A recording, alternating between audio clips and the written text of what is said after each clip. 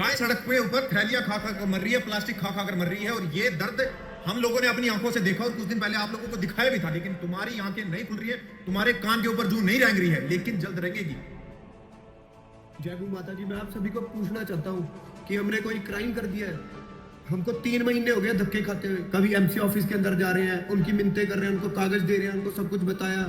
कभी गौशाला के अंदर सारा कुछ दिखाया। श्रेयाम गौ माता की आंखों में से खून निकल रहा था और उनकी आंखें निकाली हुई थी।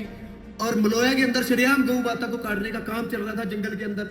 मैं ये चीज पूछना चाहता हूँ, जो जनता है उसके 2 करोड़ रुपए का तुमने इंसिलेटर लगाया हुआ था, क्यों लगाया हुआ था? वो इंसिलेटर लगा हुआ था, फिर गौ माता को क्यों कटवाने का काम चल रहा था?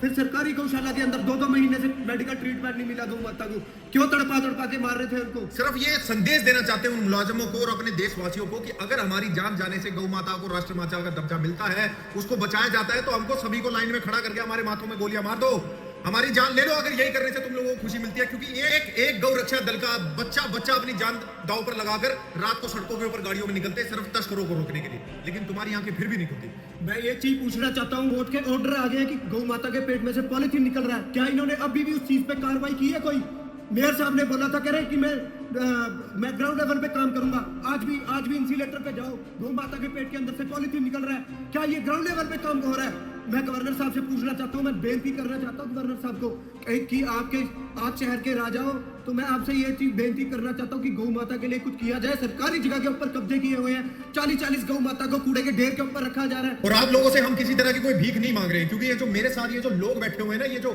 आगे पीछे जो मेरे ग्रुप में मेरे साथ चलते हैं, ये इस तरह के लोग हैं जो हर तरह का कार्य करने के लिए सक्षम है। लेकिन हमको अगर धरातल पर उतरकर कोई काम करना है, धर्म का काम करना है, हम नहीं चाहते कि उसके अंदर हम हिंसा को घुसेड़ दें।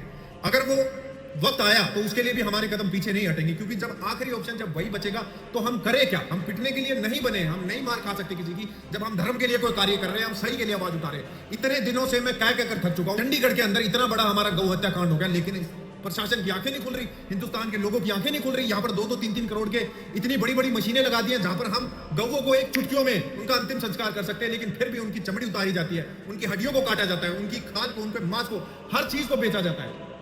कब आंखें खुलेंगे हिंदुस्तान के हिंदुओं की? कब?